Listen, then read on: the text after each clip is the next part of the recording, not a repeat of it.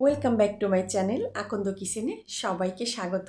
কাছের এবং দূরের, দেশ এবং দেশের বাহিরের যে যেখান থেকেই আমার এই ভিডিওটা দেখছেন সবাইকে অনেক অনেক ধন্যবাদ।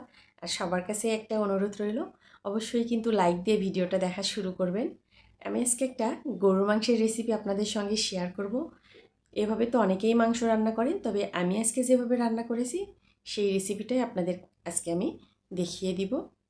এর জন্য আমি এখানে নিয়ে নিব কালো এলাচ, সাদা এলাচ, দারচিনি, লবণ, হাফ চা চামচ হলুদের গুঁড়া, এক চা চামচ শুকনো মরিচ গুঁড়া আর আস্ত কয়েকটা শুকনো মরিচ মাঝখান দিয়ে কেটে নিয়েছি আস্ত জিরা আর 2টা তেজপাতা। মশলাগুলো আমি মাংসের ভিতরে দিয়ে দিব 1 কাপ পেঁয়াজ, 1 চা চামচ আদা রসুন বাটা আর পরিমাণ মতো তেল দিয়ে এটা আমি হাতে মেখে চুলায় বসিয়ে দিব। হাতে সময় থাকলে এই মাংসটা যদি ম্যারিনেট করে রাখা যায় তাহলে ওইটা খেতে কিন্তু খুব ভালো লাগে আর মাংসটাও কিন্তু তাড়াতাড়ি সিদ্ধ হয়ে আসে। আমি এটা কিন্তু সাথে সাথেই রান্না করে নিব। এটা ঢাকনা দিয়ে ঢেকে চুলায় প্রথমে একটু হাই হিটে জাল করে নিব, তাহলে মাংস থেকে পানি বের হয়ে আসবে। তারপরে আমি চুলার জালটা মিডিয়াম আঁচে রেখে এই রান্নাটা করব।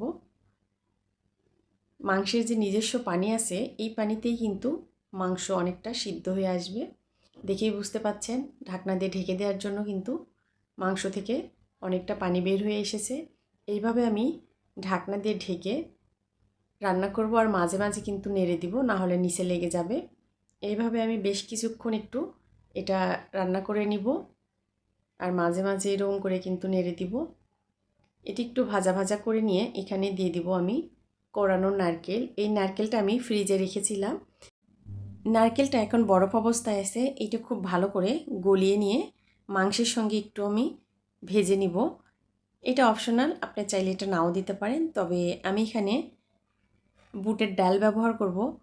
এই বুটের ডালের তরকারিতে নারকেল দিলে কিন্তু খেতে খুব ভালো লাগে, এই জন্য আমি এখানে নারকেল দিয়ে দিলাম।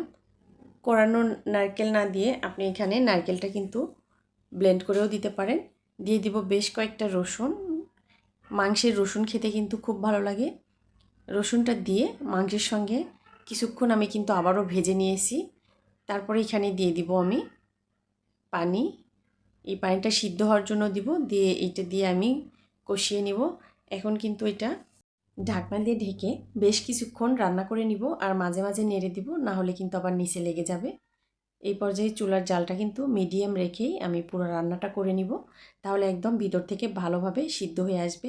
আর এখানে এখন আমি ব্যবহার করব বুটের ডাল বা ছোলার ডাল। এইটা আমি লবণ আর হলুদ দিয়ে হালকা একটু সিদ্ধ করে নিয়েছি। পানিতে বলক আসলে তারপরে এটা দিয়ে আমি 2-3 মিনিটের মতো সিদ্ধ করে নিয়েছি, খুব বেশি কিন্তু না। আপনি চাইলে কিন্তু কাঁচা বুটটাও এখানে ব্যবহার করতে পারেন। এই বুটের ডালটা দিয়ে আমি এটা মাংসের সঙ্গে ভেজে নিব।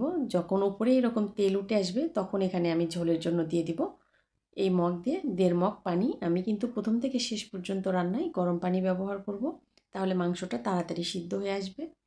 অবশ্যই চেষ্টা করবেন গরম পানি ব্যবহার করার, তাহলে মাংসের টেস্টটাও কিন্তু অনেক ভালো হবে। এখন আমি এখানে দিয়ে দিব গরম মশলা গুঁড়া আর জিরার গুঁড়া। এইটা দিয়ে আমি পাশের চুলায় এটা রেখে দিব। আর এই চুলায় এখন আমি দিয়ে দিব বাগার। এই বুটের ডালের তরকারিতে বাগার দিলে খেতে কিন্তু খুব ভালো লাগে। দিয়ে দিব 2টা শুকনো মরিচ, পেঁয়াজ কুচি আর দিয়ে দিব রসুন। রসুনটা আমি একটু হামানদিস্তায় থেতলিয়ে নিয়েছি।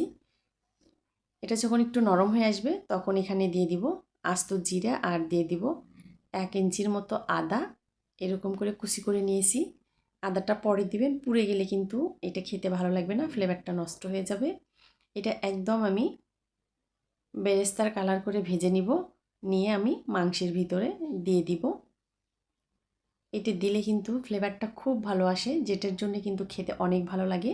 এই তরকারিটা কিন্তু রুটি, পরোটা, ভাত সব কিছুর সঙ্গেই খেতে কিন্তু ভালো লাগে। তবে এই মানে বুটের তরকারিটা রুটি বা পরোটার সাথে খেতে কিন্তু অনেক মজা লাগে। আমার আজকের রেসিপিটা যদি আপনাদের কাছে একটু হলেও ভালো লেগে থাকে, সবার কাছে অনুরোধ রইল আমার এই রেসিপিটা শেয়ার করবেন। আর এখনও যারা লাইক দেন নাই, কমেন্ট করেন নাই আমার এই ভিডিওতে কমেন্ট করবেন। যারা ইউটিউব থেকে দেখছেন আমার ইউটিউব চ্যানেলটা অবশ্যই কিন্তু সাবস্ক্রাইব করে রাখবেন। একদম কাছ থেকে দেখিয়ে দিচ্ছি, দেখেন কতটা লোভনীয় হয়েছে। সবাই ভালো থাকবেন, সুস্থ থাকবেন, নিজের এবং নিজের পরিবারের খেয়াল রাখবেন। আল্লাহ হাফেজ।